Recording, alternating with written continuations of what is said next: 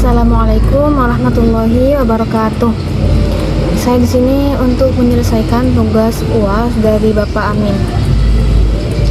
Nah, pada kesempatan ini saya akan menjelaskan materi yang terdapat pada artikel kami yang berjudul Menelusuri Perkembangan Jiwa Agama pada masa dewasa dan lansia. Artikel ini membahas bagaimana perkembangan jiwa keagamaan seseorang pada masa dewasa hingga lanjut usia. Secara umum, perkembangan jiwa keagamaan itu tidak terjadi secara tiba-tiba, tetapi dipengaruhi oleh pengalaman hidup, lingkungan, serta kematangan psikologi seseorang.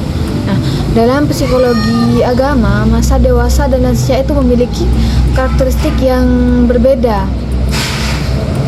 Yang pertama, masa dewasa. Nah, masa dewasa itu dibagi menjadi dua tahap utama, yaitu masa dewasa awal dan masa dewasa madya.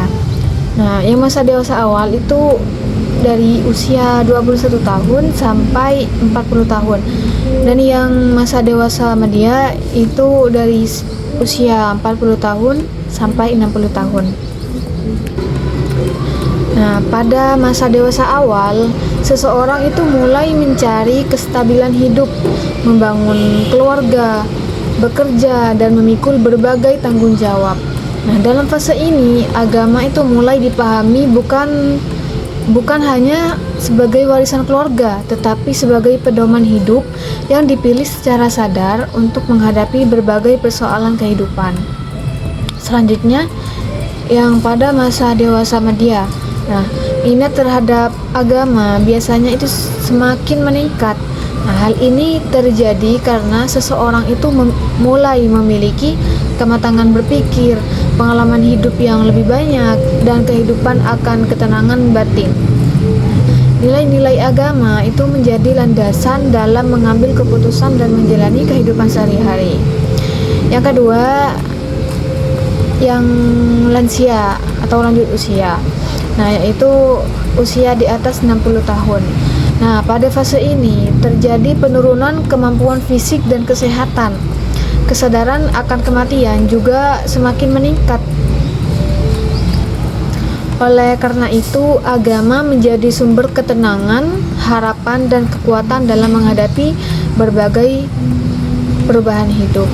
Nah, meskipun sebagian lansia mengalami keterbatasan dalam mengikuti kegiatan keagamaan karena faktor kesehatan, pemahaman dan penghayatan mereka terhadap agama justru itu semakin mendalam.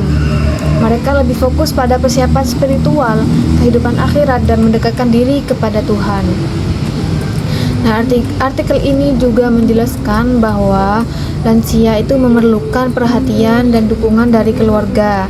Nah, dalam perspektif Islam, merawat orang tua itu merupakan tanggung jawab anak sebagai bentuk bakti dan pengabdian. Nah, perlakuan yang penuh kasih sayang itu dapat membantu menjaga kesehatan mental dan spiritual mereka. Nah, kesimpulannya, perkembangan jiwa agama pada masa dewasa itu ditandai dengan kematangan berpikir dan pemilihan nilai agama secara sadar. Sedangkan pada masa lansia, agama itu menjadi sumber ketenangan batin sarana mempersiapkan diri menghadapi kehidupan akhirat. Nah, dengan demikian, religius seseorang cenderung semakin mendalam seiring bertambahnya usia dan pengalaman hidup. Mungkin itu yang bisa saya sampaikan. Kurang lebihnya mohon maaf. Wallahul muwaffiq ila aqwamit thoriq. Wassalamualaikum warahmatullahi wabarakatuh.